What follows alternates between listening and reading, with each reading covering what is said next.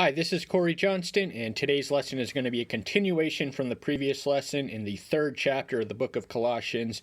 We made it all the way up to the 17th verse. We're going to take it from there, at least till the 6th verse of the next chapter. If time pending, we'll come with comes after it. But just to briefly summarize before we actually comment and analyze, verses 18 through 4:1 kind of explain the family dynamics and the relationship which is to govern the master and the slave. Verses 2 through 6 are additional instructions, and then verses 7 through 18 in the fourth chapter are kind of a who's who in Paul's orbit of ministry. There's a lot of luminaries from the New Testament listed here. We may have time to comment on some of them, but before we do that, we just want to briefly review what we covered in the earlier chapter. Key verse, verse 2, mind those above, not those things on the earth. As saints, we are called to look to the exalted elements of the supernatural which comes from heaven, and not to be focused or fixated or excessively concentrated on the treasures and the things of this earth. We are called to a new way, a new life, a new outlook, which demands certain ethical obligations. We have to put off the old clothes, the old habits, the old practices, and embrace new virtues. And we're just going to read verses 12 through 17 sentence by sentence rather than verse by verse, and comment not extensively as we have already, or as we're going to do in the verses which form the heart of this lesson. So in verse 12 it reads, "Therefore, as chosen ones of Elohim, sacred and beloved, put on compassion, kindness, humbleness of mind, meekness, patience, bearing with one another and forgiving each other, if anyone has a complaint against another. Indeed, as Messiah forgave you, so also should you." So as chosen people, there are ethical demands and obligations that they have to fulfill, namely being compassionate, kindness, humble, meek, to have patience, and to enter into one's pains, and to care for one another, and always forgive as you have been forgiven, because when we have been forgiven by our sins, we kind of don't really have an excuse to not forgive anyone who offends us or wrongs us or injures us, especially those who are in our midst. Forgiveness is the glue which holds the entire assembly together. But above all these, love, which is a bond of the perfection.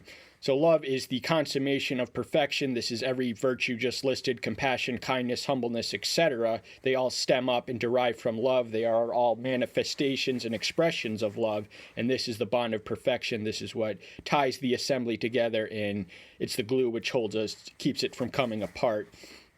"And let the peace of Elohim rule in your hearts, to which indeed you are called in one body, and be filled with thanks." The peace of Elohim is markedly distinct from the peace of the world. The world defines peace, and remember, we're told to mind the things above of Elohim rather than the things of earth. The peace of the earth is the cessation of hostilities, the absence of commotion or conflict. The peace is a spiritual serenity, the peace of Elohim, which can rule in our hearts. That means guide, govern, fill, saturate, and reminds us that we are called into one body to be filled with gratitude. There is never an acceptable excuse not to be grateful for all that he has done for you and others. "Let the word of Messiah dwell in you richly, teaching and admonishing one another in all wisdom, singing with pleasure in your hearts to the Master in psalms and songs of praise and spiritual songs." So the word of Messiah is to saturate our hearts. It's to dwell and exude from us. In teaching and admonishing one another in wisdom are basic educational functions of any assembly. And we're not only to sing, but sing with pleasure. You know, the songs we sing in church on Sunday are not occasions for mourning or lamenting. They're occasions to be sung with joy. And Psalms from the Old Testament would have been foundational to the New Testament. These are devotional books. They're not the best books for extracting doctrine, but they are the best for guiding one's devotional life. And Paul picks up on that on the second and fourth verse of the fourth chapter. "And whatever you do, do in word or deed, do all in the name of the Master Yahshua, giving thanks to Yahweh the Father through him."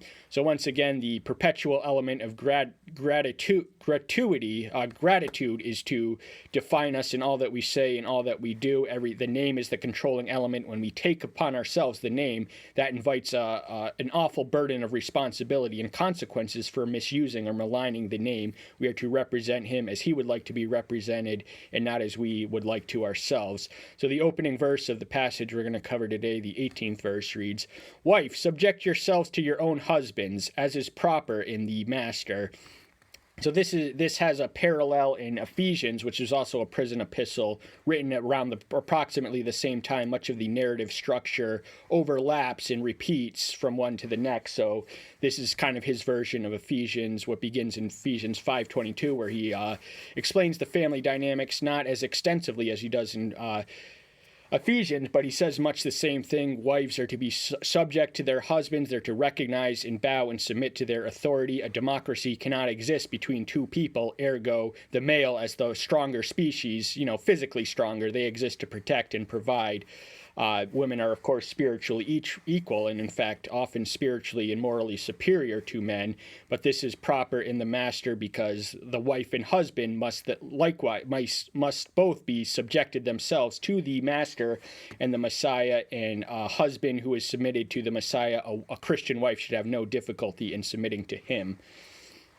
Husbands, love your wives and do not be bitter towards them. So here's the obligation of the husbands. If they want to be submitted to and respected and revered, they have to love their wives as he loved the church, to bring us back to Ephesians.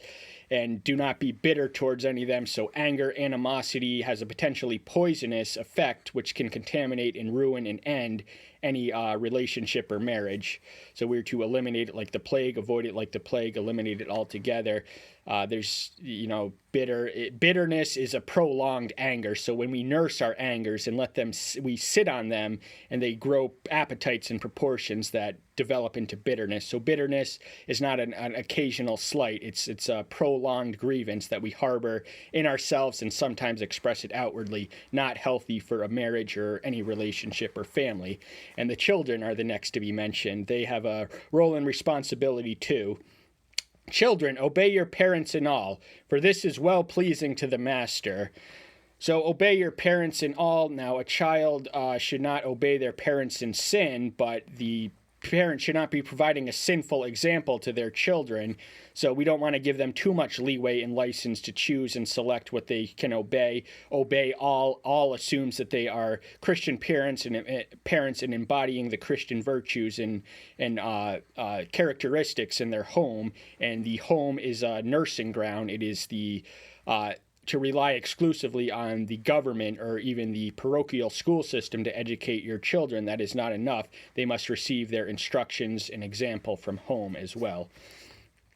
Fathers, do not provoke your children, lest they become discouraged. So we read something similar in Ephesians 6:4. So what comes in Ephesians 5 bleeds into Ephesians 6. That kind of expand. So we shouldn't abuse them or provoke them to wrath. Now, when we discipline them physically, when it's necessary and appropriate to do so, we are not to strike them for the sake of inflicting abuse or pain, but discipline. So there's a right measure, a right tone in all things in moderation, including spanking and everything else. But if you provoke them to wrath, they're going to be discouraged and not realize their full potential. And that is something that fathers should be mindful and serious about instilling in their own children, both daughters and sons. Servants, obey your masters according to the flesh in all respects, not with eye service as men pleasers, but in sincerity of heart, fearing Elohim. So servants can be translated one of two ways. It is slavery, which was a fact of life. Slaves obey their masters. The slave master relation and dynamic was nowhere not found in the ancient world. And in fact, in the pre-industrial society, slave labor was necessary in order for nation states to compete. So and it also can translate as employees. So this is more relatable to us in the modern world. None of us are slaves, at least not in America. So we should obey our employees in all respects. And, don't just do it don't just show, don't just give insincere ploys in lip service and eye service but to do it with sincerity of heart, and it's to fear Elohim. So we are to submit to our superiors, professional superiors, in the same way that a wife must subject themselves to a husband, and children must subject themselves to the parents, and all people must subject themselves to Elohim on high. And whatever you do, do it heartily, as to the master and not to men. So Paul also writes of man-pleasers and pleasing Yahweh in the first chapter of Galatians. So our priority now, when we walk the Christian walk and talk the Christian talk, we're going to offend a lot of people, but we must not be offensive for the sake of offensive, but present the word unadulterated as it is, which is offensive in itself because it is a condemnation of the world. And we shouldn't be worried about offending weak and worthless people. We should be worried about who don't really matter. We should be worried about taking a stand for Elohim, who does matter. Have our priorities. The whole world's not going to like you, but the only approval you really need in the final analysis is not of men, but of on high. Mind the things above and not below, not of the earth. Knowing that from the master you shall receive the reward of the inheritance. It is the master, Messiah, you serve. So the reward of the inheritance is the salvation, and none of us, strictly speaking, inherit it. The term inheritance is used to liken to it, but it is not something that is passed in the biological blood or DNA. It is by grace through faith. It is an individual response to his grace reaching out to you in your response. That is how we are saved. It is not a process of inheriting. It is not a practice of doing. We cannot be saved by good works. We can work our fingers to the bone. That will not save you. If we rest our case and when we are judged on our own righteousness, we will be dismissed and discarded. But he who does wrong shall be repaid for the wrong which he has done, and there is no partiality. So the administration of justice is necessary and proper for the church to exercise in its own community. If one member takes advantage or exploits another member, we have to implement justice and retribution on them and show no partiality, whether the abusive person is a rich person who's exploiting the poor or vice versa. It's all to be the same, all equal. All are equally bound by the same ethical and moral code. So we are not to show partiality in our judgments or favoritism at all towards anyone on account of their socioeconomic status or prominence in the community. Now, the fourth chapter, opening verse, Masters, give your servants what is righteous and fair, knowing that you also have a master in the heaven. So it's not enough for the slaves to submit and obey. The masters have to treat their servants and slaves and employees leniently. That means kindly and not abusively. Now, slave masters, distinct from employers to employees, were able to, they had unlimited license to beat, abuse, to even kill. They had the power of life over death on them. Paul calls them to a more exalted standard than that which is legally permissible. And they must be submitted to the master in heaven. He reminds every master on earth that they are subjected to and submitted to and accountable to the master in heaven, to whom they, as much as the slave or their servant, must answer to one day. Continue in prayer, watching therein with thanksgiving. So there's that element again, gratuity, gratitude. You cannot get enough of it. And to continue in prayer is to make a regular practice of it. Now, this is not a one-time exercise, but a daily devotional endeavor. And to be watchful is to watch for the kingdom to come. We are instructed to pray with that in mind in our prayers. So the element of watching is for the return of the Messiah, which is our blessed hope and exalted expectation. And this ought to form the contents of our prayer in much of the substance. Praying at the same time also for us, that Elohim would open to us a door for the word, to speak the mystery of Messiah, for which I am also in chains. So Paul was literally in chains at this point. This is one of his prison epistles, so designated because he wrote it when he was imprisoned in Rome for an exaggerated threat. The Christians made an ideal scapegoat for a lot of things. The reasons of which are beyond, I didn't prepare to answer that, but strictly, their allegiance, their professed allegiance to the Messiah as king was taken at face value by the Romans. But in all things, he rejoiced that the good news was spread in his Philippians. That's another prison epistle written around the same chronological time frame, 60 to 62 AD. He gives thanks that the good news is spreading in his chains, but he's always mindful to ask for an opportunity to open a door for the word so that he may share the profound illumination on the revelatory insights, the hitherto unknown ones, which is the term mystery defined. So that I make it clear as I should speak, walk in wisdom towards those who are outside, redeeming the time. So the church is not, as strictly we're not an isolationist or insular community. Our two mandates are to evangelize and to edify. We have to strengthen those who are within and reach from without.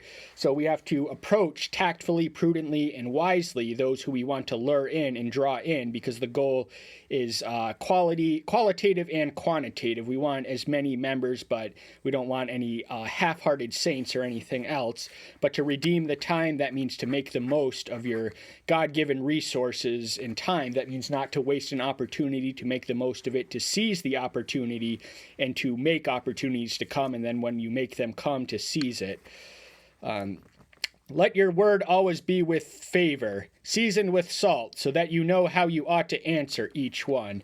Salt is the preservative of the ancient world. It gives everything its flavor, and it was the only preservative in pre-refrigeration society. And but we are called in the Sermon of the Mount to be salt, and so that same analogy runs through. We are to preserve the flavor and the favor. And when we do this, when our words and language are circumspect and prudent and respectful, then we will always know how to answer each occasion, each challenge, each test where our faith, we're given a reason to explain the hope that we have in 1 Peter 3:15. We will have the assurance that we will answer each one. And of course, the Master promised the disciples that they would, one, be dragged before the synagogues and the ruling civil authorities to give testimony of him, and at that occasion take no premeditative thought, but the Ruach Kadesh will supply you with the answer you need in that time, and that is fitting for us as it is for them. So in all things, look to the Spirit, be saturated by the Spirit, and this will guide you and serve you well. That's all the time we have for today. We're going to save what comes after this for maybe a future lesson, but I'm so glad you're here. Stay tuned until next time. I'll see you then. Bye-bye.